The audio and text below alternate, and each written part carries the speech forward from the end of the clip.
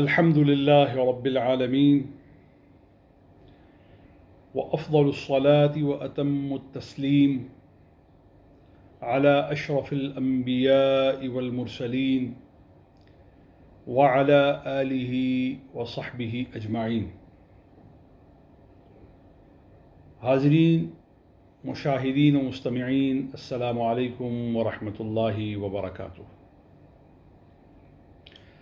آج ہم سعادت گفتگو سے بہرہ مند ہو رہے ہیں کہ قیام اللیل کیا ہے.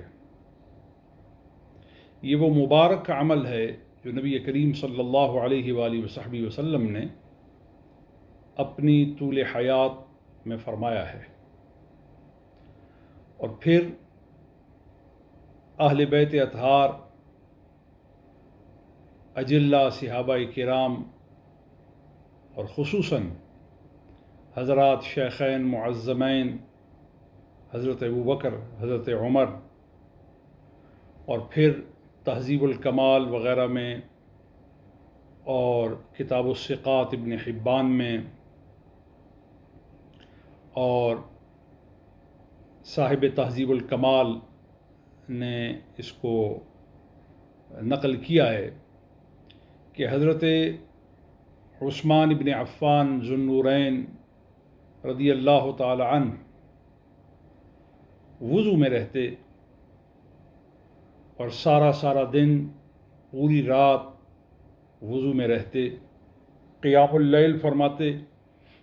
قرآن کریم کی تلاوت کا ذوق اور شوق ایسا رکھتے کہ اس میں ضرب المثل ہو گئے. آپ کے بارے میں کتب میں آتا ہے کہ ساری رات میں نفل نماز کے اندر آپ پورا قرآن کریم پڑھ لیتے. اور ابن حبان نے ایک روایت نقل کی ہے اپنی کتاب الثقات میں کہ حضرت عثمان غنی رضی اللہ تعالیٰ عنہ کو تلاوت قرآن کا اتنا ذوق تھا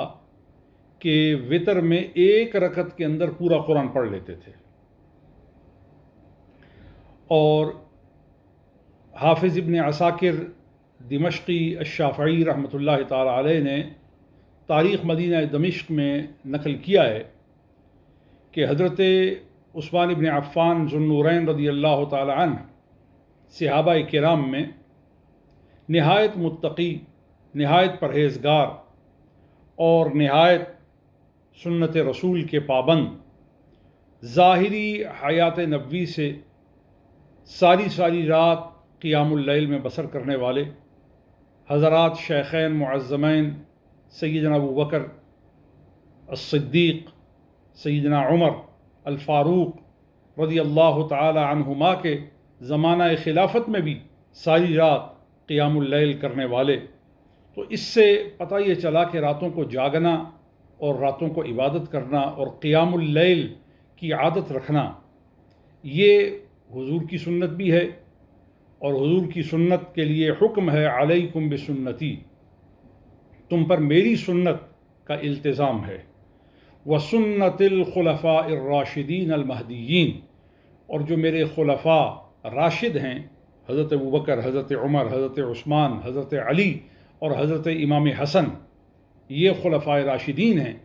ان کا طریقہ بھی تمہارے اوپر لازم ہے، اس کا اہتمام کیجیے. اللہ تعالی ہمیں قیام اللیل کی، وضو میں رہنے کی، قرآن پڑھنے کی، تدبر قرآن کی توفیق عطا فرمائے. السلام علیکم ورحمۃ اللہ وبرکاتہ.